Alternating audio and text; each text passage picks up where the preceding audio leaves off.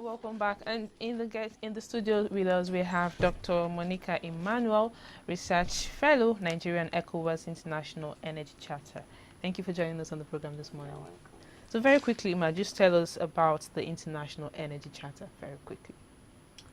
The International Charter started as an European energy charter, and that in 1990 it brought about the European Community together to discuss their energy issues, and that was, of course, shortly after, in order to rebuild their economy, after the war, the wars, and because the countries then were already devastated. So the energy charter process in that time started, in order to look at issues and how they can rebuild their countries and their economies. So in 1990, the Dutch minister then came and then proposed the creation of the European Energy Community, and that was how this energy charter started. And in 1991, they now signed the Energy Charter Protocol and Treaty, and which was signed at The Hague then in 1991. And then in the 1994, also, we have the Energy Charter Treaty and the Protocol on Energy Efficiency and also environmental aspects, which was also discussed and signed by all the almost European countries then in 1994. And so in 1998, they keep looking at how they could improve the process and the system in order to, to respond to the modern day challenges. So in 1998, the Energy Charter Treaty and also the protocol, was now ratified by almost, I think, the first 40 countries at that time.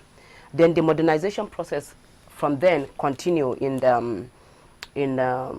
earnest, and in 2009 and to 2010, which is the phase now, because so many things, of course, have happened, and of course there are so many changes in the energy, sector these days, and also in order to respond to the present day global energy challenges. So the modernization process now began in 2009 and 2010. And that is, they look at it, what are the processes and procedures that the charter will look at in order to be compatible with the present day challenges. So in 2012, the Charter Conference decided, which is, the Charter Conference is the deciding body of this, our International Energy Charter.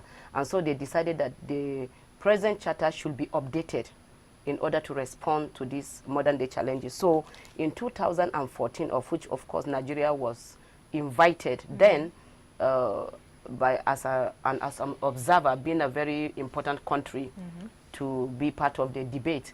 So Nigeria was invited in 2003, and then she has been observing the process and the system since then.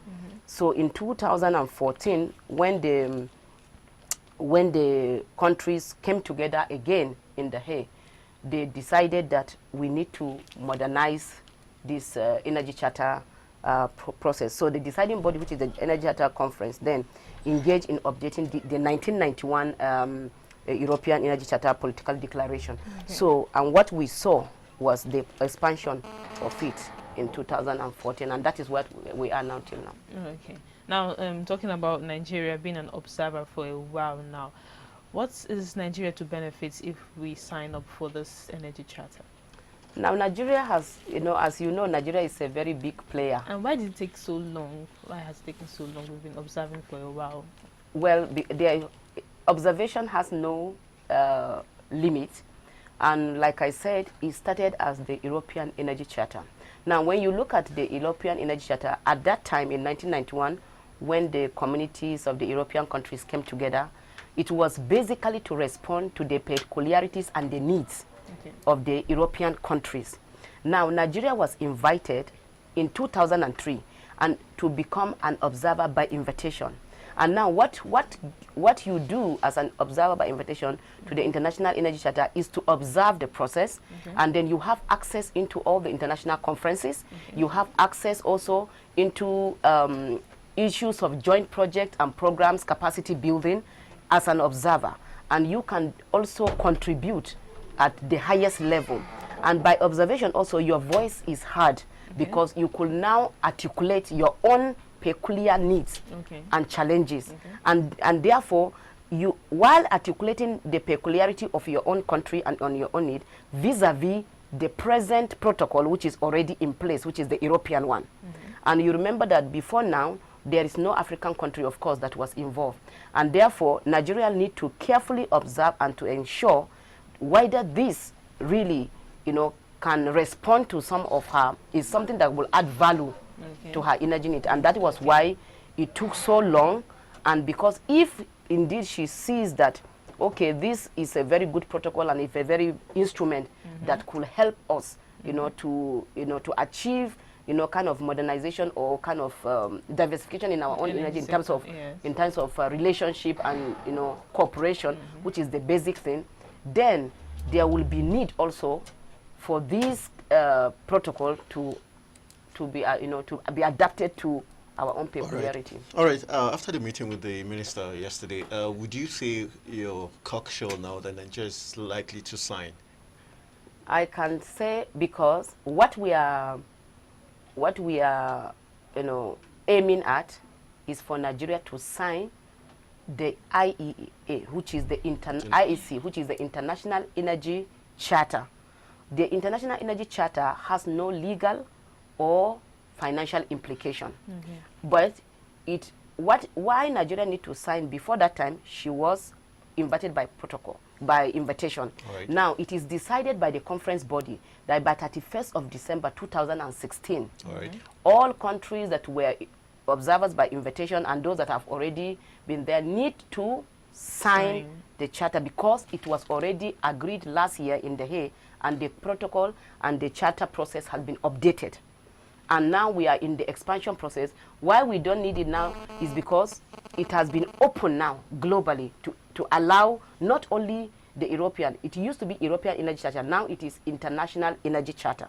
So Nigeria need to sign in order to maintain her position as an observer, because it is only as an observer that you have access into the conferences, to the debates, and to the issue. So from the meeting yesterday, I'm very positive, 100% positive that Nigeria will sign. All right.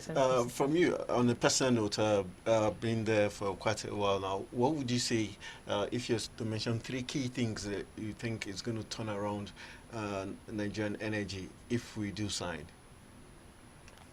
Well, one of the, there are enormous benefits. And one of the things that we do is that we don't, the International Energy Charter gives you the platform to engage with international players at the field, and also to cooperate at various levels. And one of the things that is going to happen is that when you sign the International Energy Charter, it gives signal to the international community that yes, Nigeria is ready to align herself with the international standard when it comes to issues of energy issues.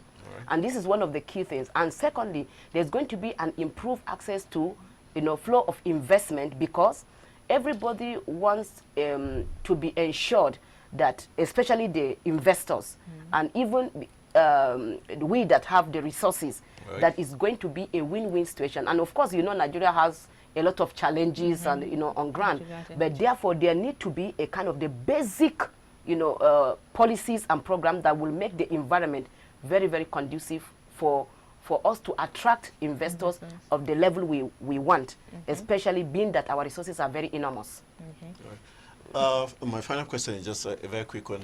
Looking at Nigeria now, which have you involved the stakeholders, aside the federal government wanting to sign, making the federal government sign the charter? Are these specific stakeholders that have shown interest to, pouch on this opportunity?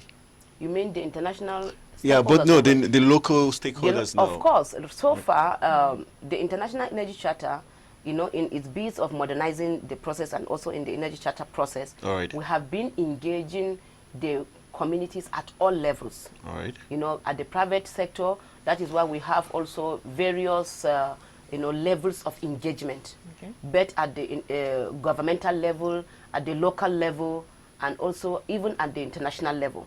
And now, for all the people so far that have been involved in through our conferences. We invite them to Brussels. We come here. We also go to various places and countries.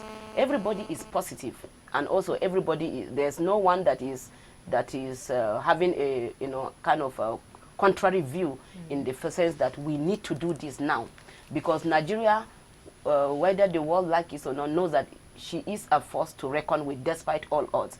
And therefore, because we have the enormous resources, especially now that the strength is talking about now the renewable energy, of course, and we know we are blessed with abundant resources.